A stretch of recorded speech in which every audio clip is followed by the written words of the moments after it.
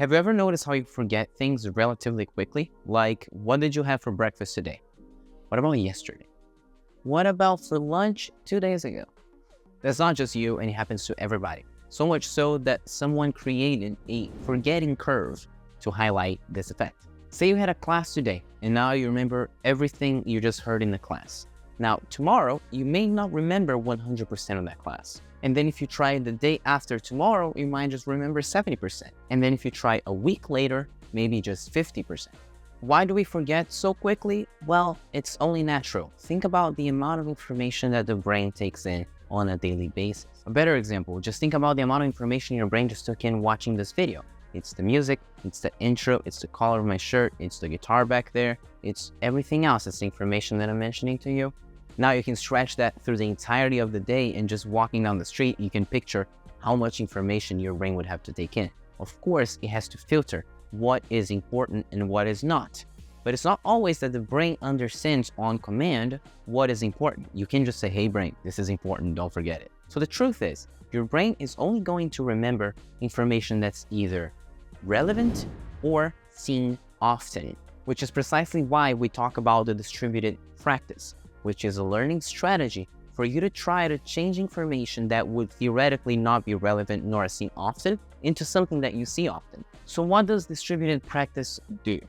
Programmed reviews. It recovers the lost retention percentages via scheduled programmed reviews. In other words, this is a revision technique, which means you're going to use this when you're reviewing for a test, not when you're studying for it. If you're thinking of the IARA cycle or the IARA cycle, or what we call the SARA cycle, you're not using it during the E stage, you're using during the R stage. And if you don't remember that, just go back to the video. Okay, how do you do a distributed practice? First thing, you're gonna plan out and divide your review sessions. My suggestion is for you to do one within 10 minutes, the next one within 3 days, the next one within 10 days, and the other one within 30 days. Please notice that I am spacing them out. So it's not every 10 minutes and it's not every 3 days. I'm spacing out the time periods in which you are reviewing the material. But again, this division of days is made by you, and you get to choose what works for you.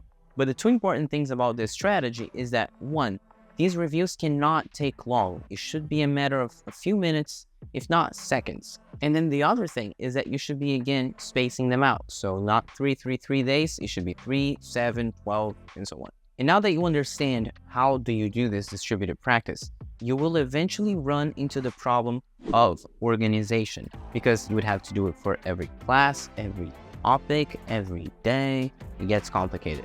You can create your own organization, but I'm going to give you 2 ways that I've organized myself in the past. Example 1. For the 10-minute review, I would never really have a folder for it. So I would study, and after 10 minutes, I would just review it. Cool? Simple.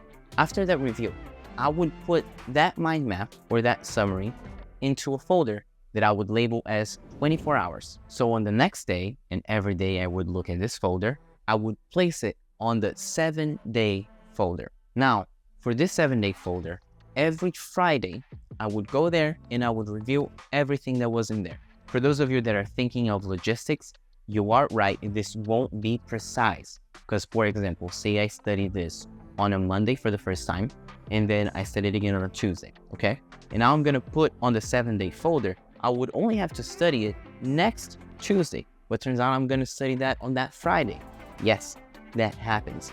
Otherwise, it will get too complicated. I just decided to sacrifice a little bit of precision for the sake of doing. Sometimes doing is better than trying to be perfect and not doing it. Now, obviously, another strategy could be you review that every day. So you would have subcategories within the 7-day folder. So you would have the 7-day folder, category Monday, 7-day folder, subcategory Tuesday.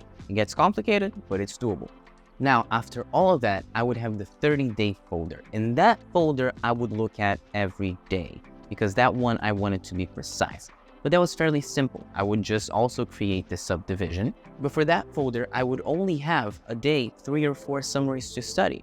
Because again, I would only be studying what I had seen exactly a month before. Okay, that was the first strategy. Now let's talk about the second one. The second one is using a planner. But here's what I would do. Say I studied it today and I'm done with my 10-minute review. Now for tomorrow on my planner, I would write down, review this material A. quickly. Then also at that same moment, I would jump to 7 days later and I would write down review material A.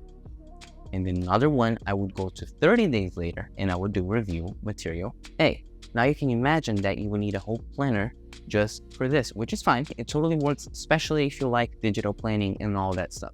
Moving on, all of the practices here can be combined. Let me give you an idea. I would use the distributed practice with mind maps in the Lightner system, which means I would create my mind maps and then I would try to quiz myself on them and see if I actually knew the material. And if I didn't, I would move them back on to, hey, I need to review this within 24 hours. And then if I did fine, I would move them on to, 7 days and then move on to 30 days and so on. So just there, I'm combining 3 of the strategies that we talked about in this course. This is a strategy that worked for me in some semesters during college, but it would 100% not work for me now.